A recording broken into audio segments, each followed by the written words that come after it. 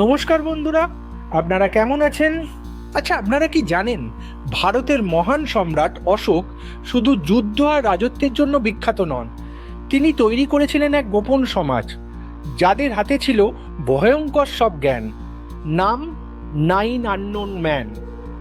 অনেকে বিশ্বাস করে আজও তারা আমাদের চারপাশে রয়েছে, আর মানব সভ্যতার অনেক বড় বড় আবিষ্কারের পেছনে লুকিয়ে আছে তাদের রহস্য। তাহলে চলুন শুরু করি আজকের গল্প, দ্য 9 আননোন ম্যান। অনুরোধ একটাই, গল্পটা ভালো লাগলে অবশ্যই একটা লাইক করবেন এবং গল্পটা শেয়ার করে দেবেন, আর আমার চ্যানেল মিথিক বাংলাকে অবশ্যই সাবস্ক্রাইব করে দেবেন। চলুন শুরু করা যাক আজকের গল্প, দ্য 9 আননোন ম্যান। খ্রিস্টপূর্ব 262 সালের কলিঙ্গ যুদ্ধ। কয়েক হাজার সৈন্যের মৃত্যু, রক্ত আর ধ্বংসযজ্ঞে ভরে গিয়েছিল সমগ্র যুদ্ধক্ষেত্র। এই ভয়ঙ্কর দৃশ্য দেখে অশোকের হৃদয় কেঁপে উঠল।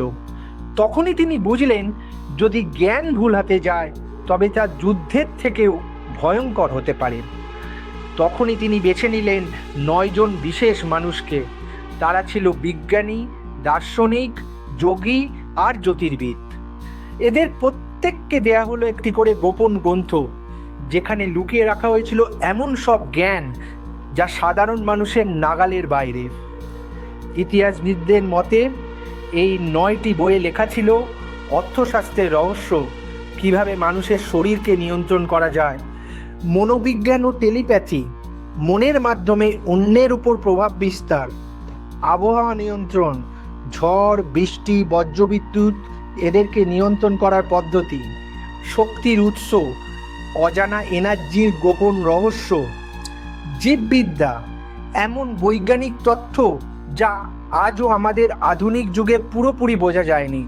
আরও ছিল গণিত, ভূবিজ্ঞান, আলকেমি আর জ্যোতির্বিজ্ঞান সম্পর্কিত অসাধারণ সব তথ্য। কথিত আছে এই 9 আননোন ম্যান তাদের জ্ঞান প্রজন্মের পর প্রজন্ম ধরে গোপনে ছড়িয়ে দিয়েছে।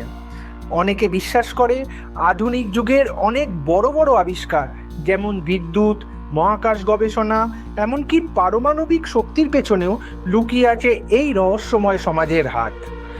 কিন্তু প্রশ্ন হলো, এটা কি কেবল কল্পকাহিনী, নাকি সত্যিই পৃথিবী চালাচ্ছে সেই 9 জন অজানা মানুষ, যাদের আমরা কখনো দেখিনি, কখনো চিনি না, তবু যাদের ছায়া আমাদের জীবনকে প্রভাবিত করে চলেছে প্রতিনিয়ত? আপনাদের কি মনে হয়, সত্যিই কি 9 আননোন ম্যান আজও আছে, নাকি এটা শুধু এক কিংবদন্তি? কমেন্টে জানান। আর যদি রহস্যময় ইতিহাস ভালো লাগে, তবে আগেই বলেছি, আবারও বলছি, আমার চ্যানেল মিথিক বাংলাকে সাবস্ক্রাইব করতে ভুলবেন না। ধন্যবাদ, ভালো থাকবেন।